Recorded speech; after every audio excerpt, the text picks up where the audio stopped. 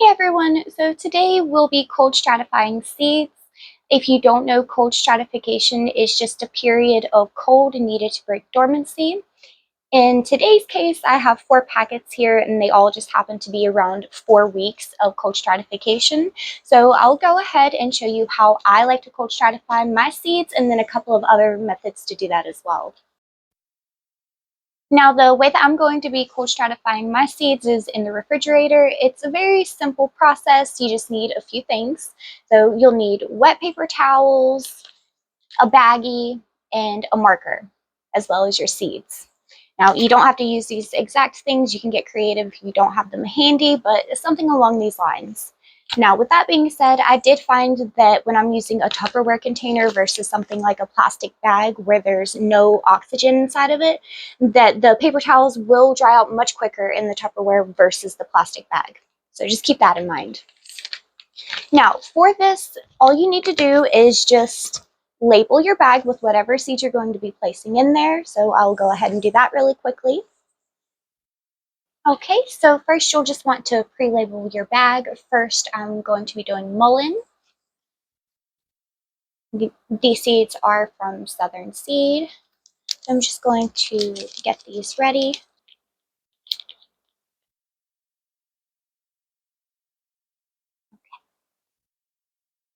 You can see these seeds are very, very tiny. And now that you've got them in your hand, just take and sprinkle them evenly as you can across your paper towel.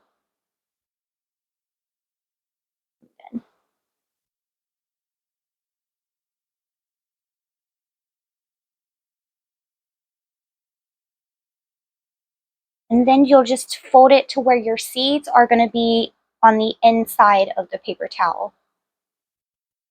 And then you can fold it again. And then you'll just take your paper towel, place it into your bag, and make sure you squeeze all of the air out of it so it doesn't dry out as quickly. And then you'll also want to write the date. So today is the 11th, so I've started these on 1/11, and they need to cold stratify for 4 weeks. So we can take these out around February 11th. And it doesn't have to be exact, just somewhere around that date. All right, so this is what your finished product should look something like if you're doing it this way. I'm just going to go ahead and repeat the process with the others.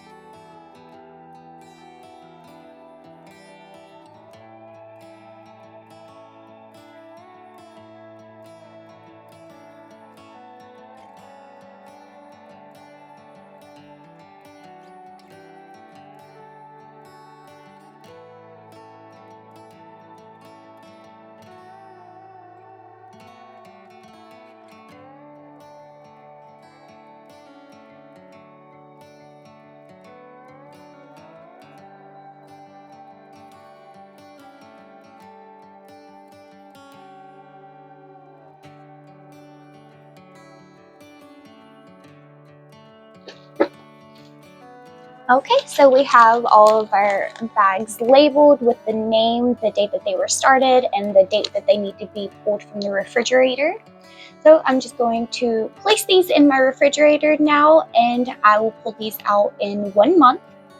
Now, you do want to check back on your seeds every so often and make sure that, one, the paper towel has not dried out. You want to make sure that it stays moist, and also that your seeds are not molding. If you find that everything is starting to mold, you can either switch your paper towels, you can either switch your seeds to a new paper towel if you still have a ways to go with the cold stratification process, or if you're to a point where they've been in there long enough, you can just go ahead and switch those out to your soil and begin germinating them. I'm going to go pop these in the refrigerator now, and then I will be back to tell you about a couple of other ways that you can cold stratify your seeds if you don't want to do it this way. Okay, I'm back now to talk about a couple of other ways to winter sow your seeds. They're both also pretty simple and kind of similar.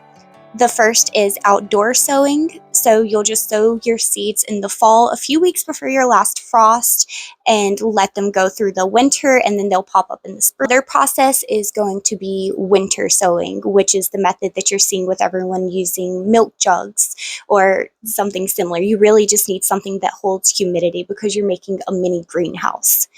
Now, I didn't have great success with that specific method for cold stratification, but that could be because it just was too warm. Even though it was colder outside, it just still may not have given it the cold stratification that it needed for those seeds to pop up. So just keep that in mind if you're using the winter sowing method for seeds that need cold stratification. It may not be as effective because it is a warmer environment inside of the jug.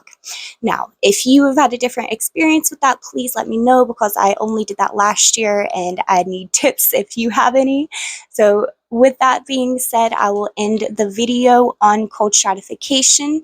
If you have a different way that you do it, let me know as well, because I like to try all kinds of methods every year. So thank you so much for watching, and I hope you have a great day. Bye.